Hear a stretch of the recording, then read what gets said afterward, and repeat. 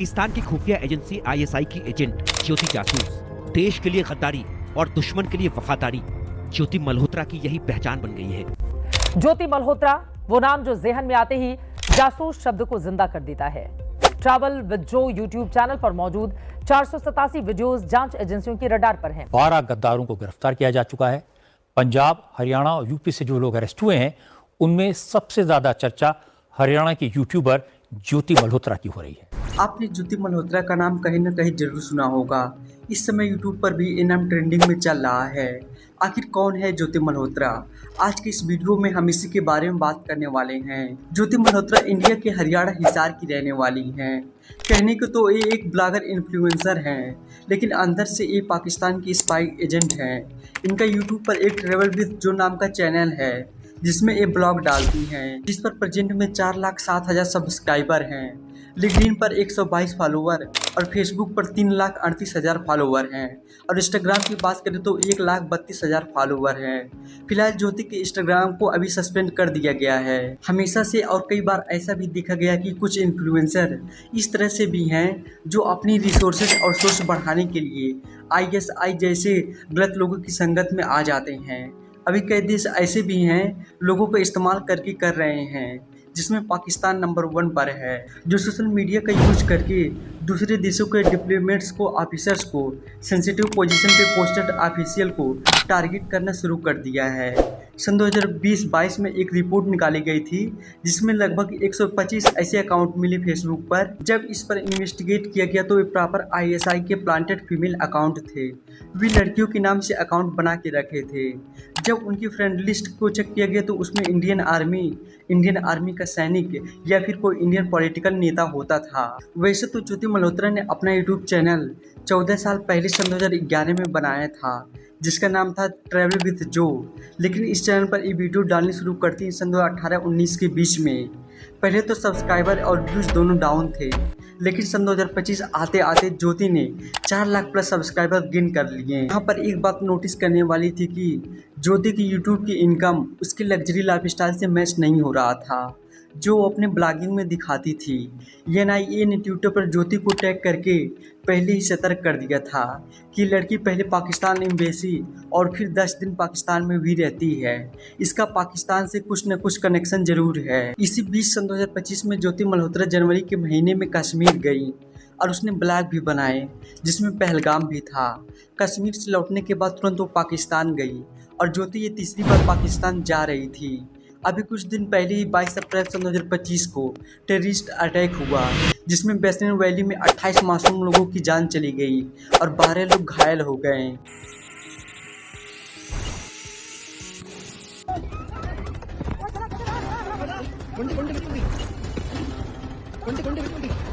तुम हिंदू हो क्या, तुम हिंदू हो क्या?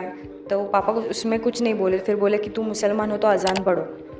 और पापा ने बोला कि आप जो बोलोगे मैं करता हूँ, बट मारना मत। ऐसे हाथ जोड़ रहे थे, हम लोग भी नीचे बैठे थे, हम लोग भी हाथ जोड़ रहे थे। तो उसने 3 गोलियाँ मारी। पहले इधर लगी मेरे पापा के ऊपर, सर के ऊपर, फिर एक इधर लगी थी और एक हार्ट के नज़दीक लगी थी और वो 1 सेकंड में नीचे गिर गए। पहलगाम अटैक के बाद ही इंडिया गवर्नमेंट ने ऑपरेशन सिंदूर चलाया, जिसमें आर्मी वाले में पाकिस्तान के आईएसआई के अड्डे को बर्बाद करती देखा गया। आर्मी ने अपना शानदार प्रदर्शन किया। इस समय तो इंडियन आर्मी एकदम अलर्ट है और साथ में इंटेलिजेंस एजेंसी भी फुल अलर्ट पर थी। हर एक चीज़ को बहुत बारीकी से जांच की जा रही थी। 11 मई 2025 को मलेरकोटला से पंजाब के एक 32 साल के फीमेल को अरेस्ट किया गया, जिसका नाम गुजाला था। गुजाला को इसलिए अरेस्ट किया गया क्योंकि ये पाकिस्तान की खुफिया एजेंसी आईएसआई के लिए जासूसी कर रही थी। पूछताछ में गुजाला ने बताया कि सन 2025 में ही जनवरी-फरवरी के आसपास सन 2025 में पाकिस्तान हाई कमीशन दिल्ली गई थी और पाकिस्तान हाई कमीशन में जब वहाँ गई तो एक ऑफिसर मिला, जिसका नाम दानिश था। दानिश ने गुजारा से कहा कि जो आपकी प्रॉब्लम है, जितना हो सकेगा हम पूरी हेल्प करेंगे, लेकिन आपको भी हमारे लिए कुछ काम करना होगा। काम यह कि आप मलेरकोटला पंजाब की रहने वाली हैं, तो वहाँ पर जब भी कोई आर्मी मूवमेंट होगा तो उसका फ़ोटो, वीडियो, जो कोई भी इंफॉर्मेशन है आप हमें बताएंगी। इसके बदले जो भी पैसा इस काम के लिए बनता है गूगल पे कर दिया जाएगा। उसके बाद गुजारा की फाइनेंशियल ट्रांजैक्शन को चेक किया गया तो दानिश की तरफ से उसे गूगल पे से 20,000, फ़ोन पे से 10,000 रुपये और एक अननोन पर्सन के द्वारा 10,000 एक्स्ट्रा भेजे गए थे। ये सब देखने के बाद सीधे पाकिस्तान हाई कमीशन को रिपोर्ट दिया गया।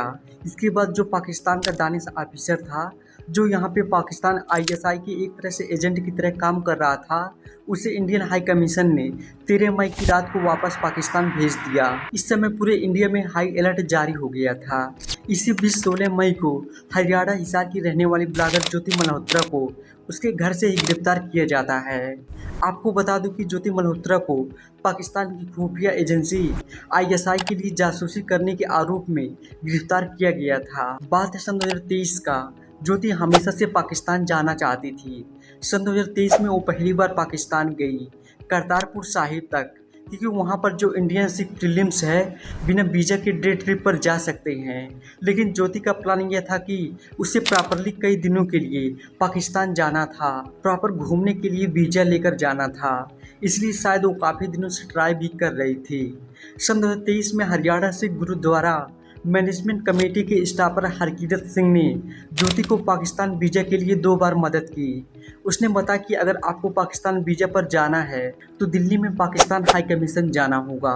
उसके बाद सन 2023 में वीज़ा के लिए वो दिल्ली आती है और वो पाकिस्तान हाई कमीशन के दफ्तर में पहुंचती है, जहां उसकी मुलाकात दानिश से होती है। वही दानिश जिसके बारे में पहले मैं बात किया हूँ, जो पहले गुजाला से मिला था। दानिश ने पूछा, आप क्या करती हैं? ज्योति मल्होत्रा ने बताया कि मैं इन्फ्लुएंसर और ट्रैवल ब्लॉगर हूँ। तब दानिश ने यह प्लान कर लिया कि ज्योति को ISI का एजेंट बनाया जाएगा। यहीं पर दानिश और ज्योति ने एक दूसरे को अपना मोबाइल नंबर दिए।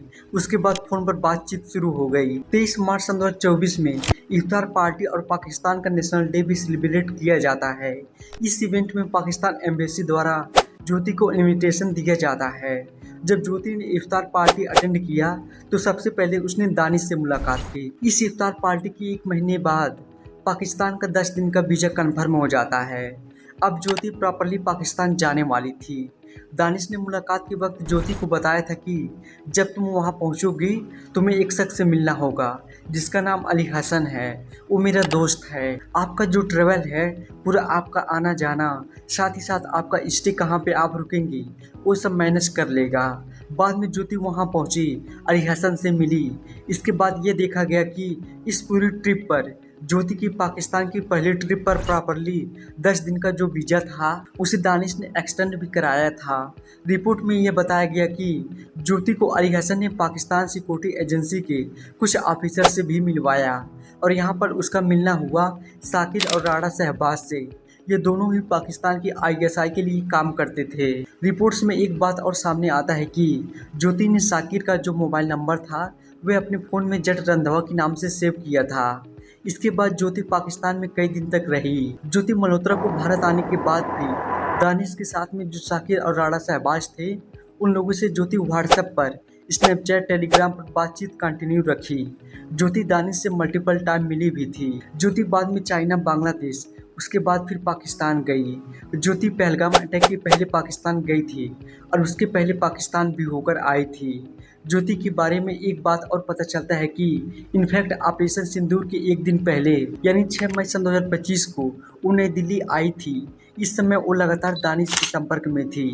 ज्योति की कुछ बातें रिपोर्ट्स में सामने आई, जिससे projecting A positive image of Pakistan की एक पॉजिटिव इमेज बनाई जाए। दूसरी सेंसिटिव इन्फॉर्मेशन, भारत की कई जगह जहां भी वो जाए ट्रैवल ब्लॉगिंग करने, तो वहां की जो सेंसिटिव इन्फॉर्मेशन है वो हमें प्रोवाइड करे। इसके अलावा जो बाकी इन्फॉर्मेशन है वो समय समय पर भेजती रहे। तीसरी चीज़ की पाकिस्तान हाई कमीशन के हैंडल में साथ में अपना एक कम्युनिकेशन जो है वो मेंटेन करके रखे सीक्रेट चैनल के साथ में। इस ज्योति का फाइनेंशियल ट्रांजैक्शन भी देखा जा रहा है।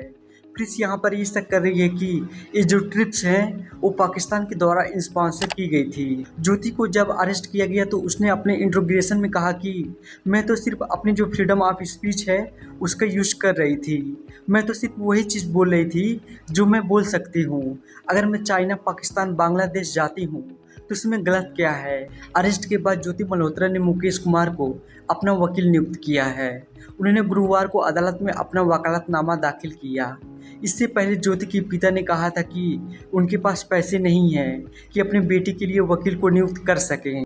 मेरे पास तो इतना पैसा नहीं है जो मैं वकील कर लूँ। सरकारी वकील लेना चाहता हूँ, मेरे को सरकारी वकील दिया जाए। सरकार से मैं ये मांग करता हूँ जी मेरे को वकील दो और आपकी बड़ी बहुत मेहरबानी होगी। ज्योति से मुलाकात करने उसके पिता हरीश मल्होत्रा जेल में पहुंचे थे। उन्हें बेटी से हिसार की सेंट्रल जेल में मुलाकात की थी। ज्योति मल्होत्रा अभी 14 दिन की पुलिस हिरासत में है। पुलिस ने ज्योति के 3 मोबाइल फ़ोन, 1 लैपटॉप और अन्य इलेक्ट्रॉनिक उपकरण जब्त किए हैं, जिन्हें फॉरेंसिक जांच के लिए भेजा गया है।